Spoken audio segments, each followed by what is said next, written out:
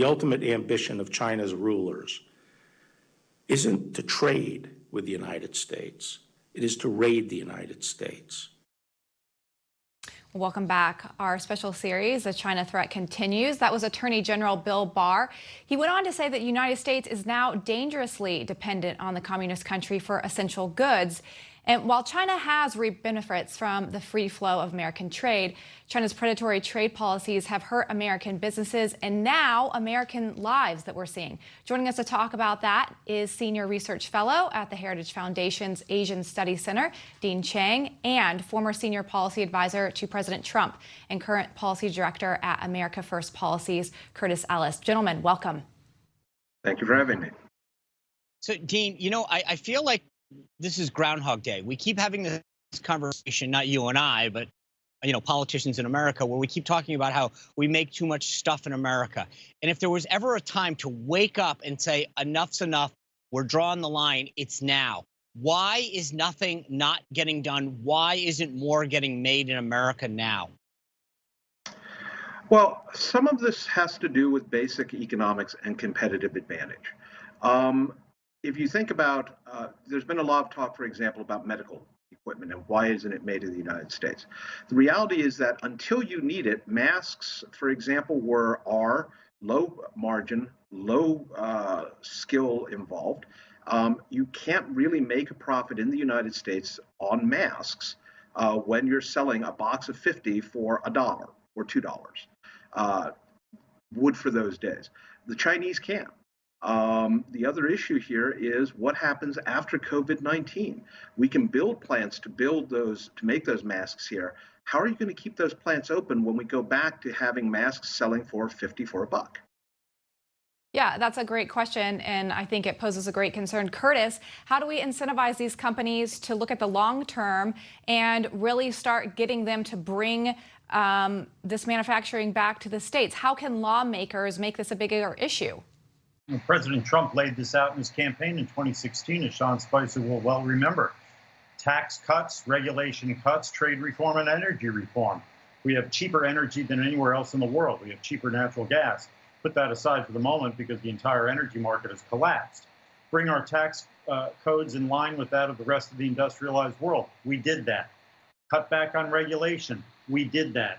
And now we're seeing some of these jobs coming back. The Trump administration is using the Defense Production Act and using other tools in its disposal, leveraging the purchasing power of the American government to give a guaranteed demand, guaranteed market for somebody who sets up a factory and starts producing pharmaceuticals and medical devices in this country. That can be done. That's a template that can be done with various other industries as well. And we see the trade reform piece of this puzzle. By putting tariffs in place against the predatorily priced goods that are coming in from China, it is no longer economically competitive to produce things in China.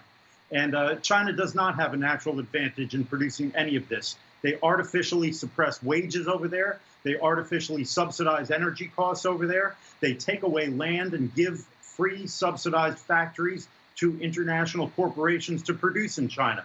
That is blatantly illegal under the World Trade Organization rules. And finally, we have a president who's standing up to this and doing something about it so that we can and will bring production back to the United States.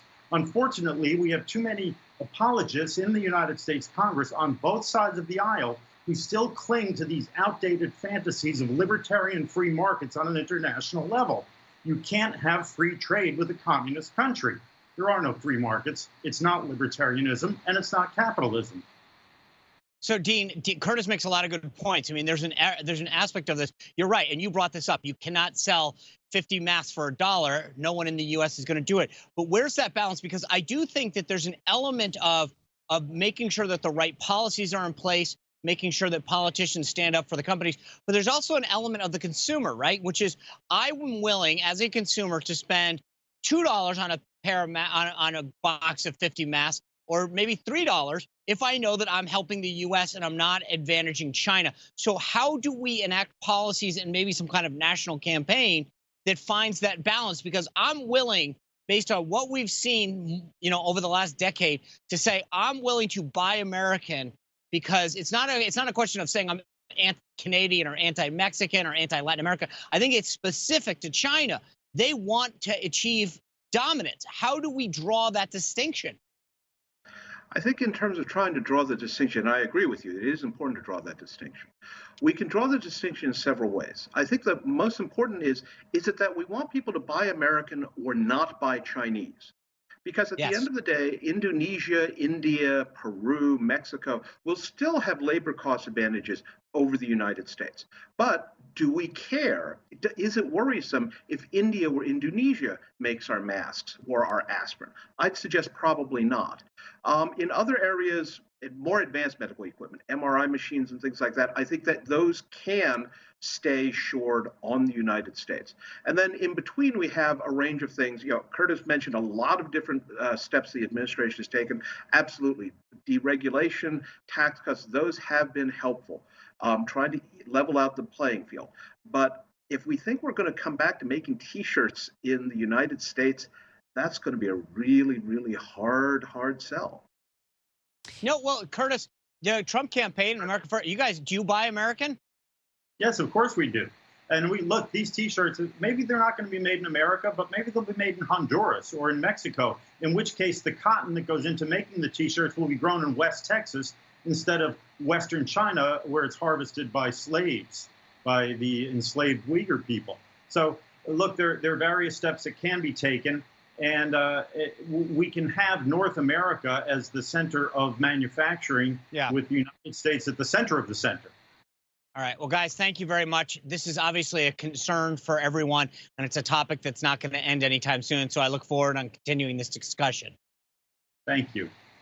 All right, guys. President, thank you both. All right. President Trump's re-election campaign says the presidential debates should be sooner than late September.